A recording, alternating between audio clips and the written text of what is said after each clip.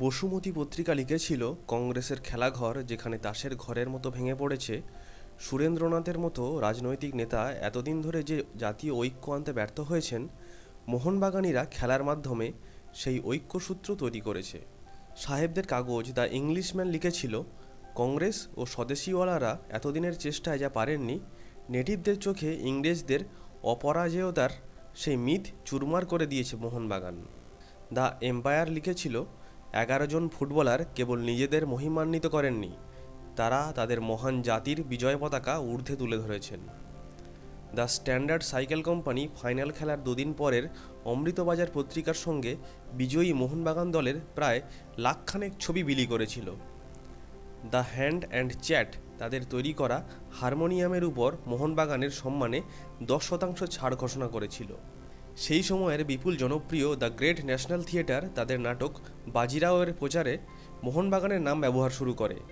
Mohun Bagan has won the shield, it is a victory for Bajirao.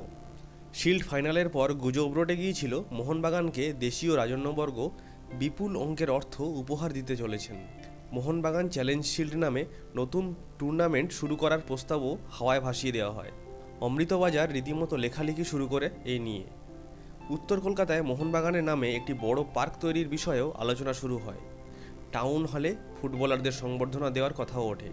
Bengali পত্রিকা রীতিমতো চাঁদা তুলে মোহনবাগানকে পুরস্কার প্রদানের উদ্যোগ নেয়, কিন্তু ক্লাব কর্তৃপক্ষ কাগজে বিবৃতি দিয়ে জানান তারা এইসবে একেবারেই আগ্রহী নন। 29শে জুলাই 1911, ভারতীয় ফুটবলের সবচেয়ে বড় জলবিভাজিকা। এর চেয়ে বড় সাফল্য আর নেই, আগামীতেও হবে না কখনো। ভারত কখনো বিশ্বকাপ ফুটবলে অংশ নেওয়ার সুযোগ পেলেও তা শিবদাস ভাদুড়িদের গৌরবকে স্পর্শ করতে পারবে না। মোহনবাগানের শিল্ড জয় গোটা জাতির চেতনায় যে নতুন স্পন্দন এনে দিয়েছিল, উপমহাদেশের ক্রীড়া জগতে তার তুলনা নেই।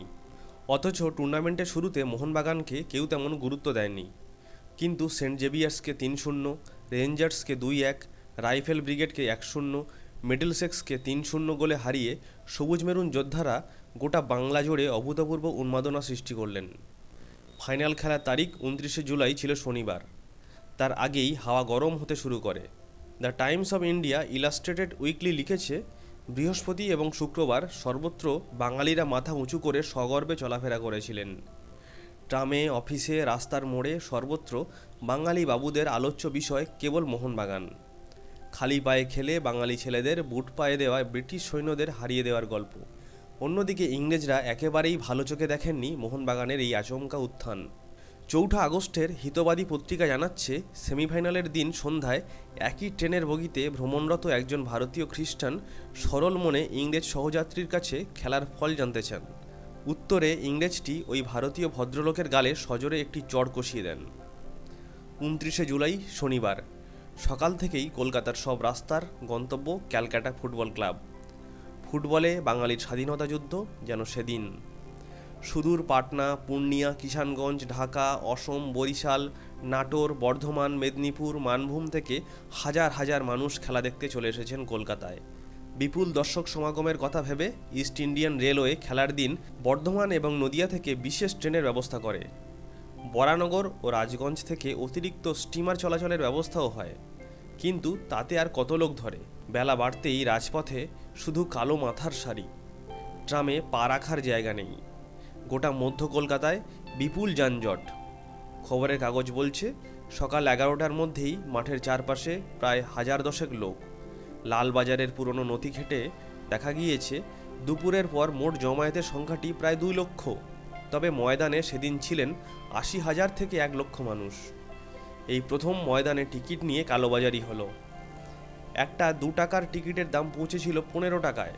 50 পয়সা থেকে 2 টাকার মাঠের দুধারে দাঁড়িয়ে খেলা দেখার জন্য বাক্স, টুল, টেবিল, চেয়ার, পাটাতন, ইট ভাড়া দিলেন যোগানদারেরা।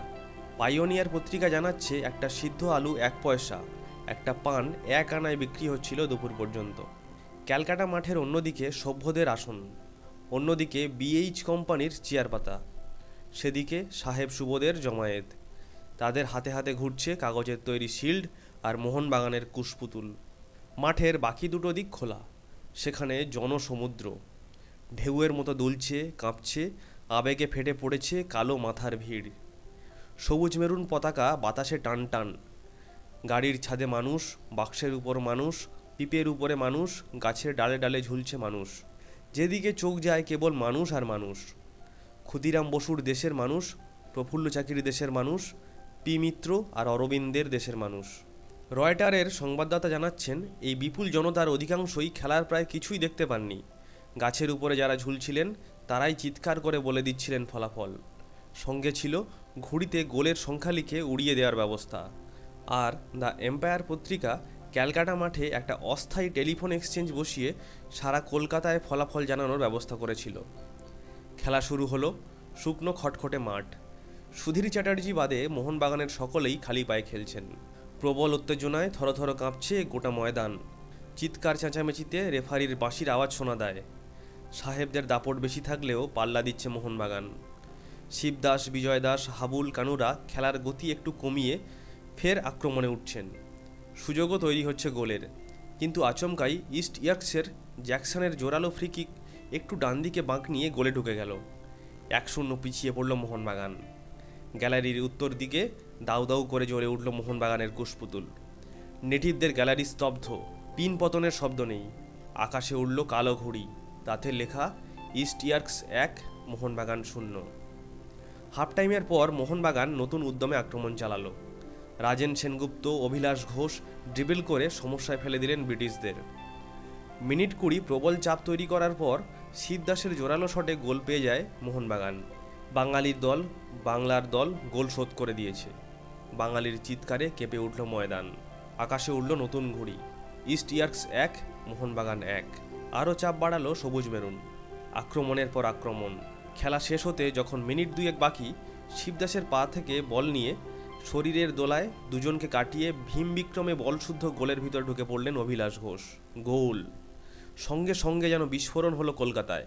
লাখো বাঙালির চিৎকারে কেঁপে উঠল ধর্মতলা। মাঠের ভিতরে বাইরে শুরু হয়ে গেল ছাতা, জামা, জুতোর বৃষ্টি। সেই সঙ্গে উন্মাদের মতো নাচ আর চিৎকার। নিজেদের গায়ের জামা টুকরো টুকরো করে ছিঁড়ে আকাশে উড়িয়ে দিল লোকে। আকাশে উড়ল সবুজ মেরুন ঘুড়ি। এবার মোহনবাগানের জয়ের খবর নিয়ে। মোহনবাগান কি জয় স্লোগানের সঙ্গে মিশে গেল বন্দে মাতারম। হ্যাঁ, বন্দে মাতারম, যে স্লোগান দেওয়ার অপরাধে কিছুদিন আগে 15 ঘা বেদ খেতে হয়েছিল কিশোর সুশীল সেনকে। বেদ মারার নির্দেশ দিয়েছিলেন কিংসফোর্ড 29 জুলাই 1911। কিংসফোর্ডকে হারিয়ে দিয়ে জিতে গেলেন সুশীল সেন। সারা কলকাতা সেদিন আনন্দে প্লাবিত, আলোয় আলোময়। কেবল অন্ধকারে ডুবেছিল সাহেবপাড়া। লালবাজারে নথি বলছে চৌরঙ্গি এলাকা অন্ধকার, পার্ক স্ট্রিট নিস্তব্ধ। এমনকি সাহেবপাড়ার অধিকাংশ দোকান ঝাঁপ খোলেনি সেদিন। সান্ধ্য ভ্রমণে বেরোননি কোনো সাহেব মেম। গোটা সাহেবপাড়ায় যেন নেমে এসেছিল শোকের ছায়া। বিকালের পর বিরাট বড় একটা ঘোড়ার গাড়িতে চেপে শহর পরিক্রমা করতে শুরু করলেন বিজয়ী যোদ্ধারা। জায়গায় জায়গায় উড়ে এলো ফুলের পাপড়ি আর মালা। ধর্মতলার মোড়ে মসজিদের সামনে ব্যান্ড পার্টি নিয়ে হাজির মুসলমানেরা। শোভাযাত্রার সামনে ব্যান্ড বাজাতে বাজাতে তারা এগোলেন। ওয়েলিংটন স্কোয়ারে পৌঁছতে পৌঁছতে সন্ধে হয়ে গেল। ঘরে ঘরে জ্বলে উঠল সন্ধ্যা প্রদীপ, বেজে উঠল শঙ্খ। রাস্তার দুপাশের বারান্দা থেকে মহিলারা উলু দিতে শুরু করলেন। লাখো মানুষের ভালোবাসা মেখে শোভাযাত্রা পৌঁছল শ্যামবাজারে, ক্লাব সম্পাদক শৈলেন বসুর বাড়িতে। সেখানেও তখন হাজার হাজার মানুষের ভিড়। পরের দিনও শিল্ড দেখতে দলে দলে লোক ভিড় করলেন শৈলেনবাবুর বাড়িতে। বহু মেসে, ছাত্রাবাসে, ক্লাবে আয়োজন হলো আনন্দ উৎসবের।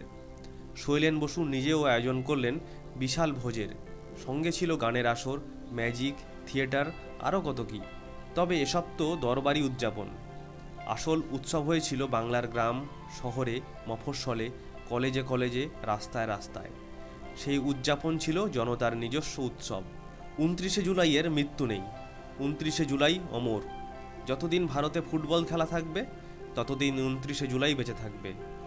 যতদিন আমাদের স্মৃতিতে পরাধীনতার দুঃসহ ইতিহাস বেঁচে থাকবে ততদিন রয়ে যাবে প্রতিস্পর্ধী 29 জুলাই। 29 জুলাই সহজে আসেনি, এর জন্য দাম দিতে হয়েছিল অনেক। সাহেবরা এই অপমানের বদলা নিতে ছাড়েনি। পরের 2 দশক তাই ফুটবলের মাঠে ভারতীয়দের সহ্য করতে হয়েছে অনেক বঞ্চনা আর অপমান। তারপর এসেছে 30-এর দশকের আশ্চর্য মোহামেডান স্পোর্টিং, তারও পরে এসেছে দুরন্ত ইস্টবেঙ্গল। কিন্তু প্রথম আলোকবিন্দুটি 29 জুলাই।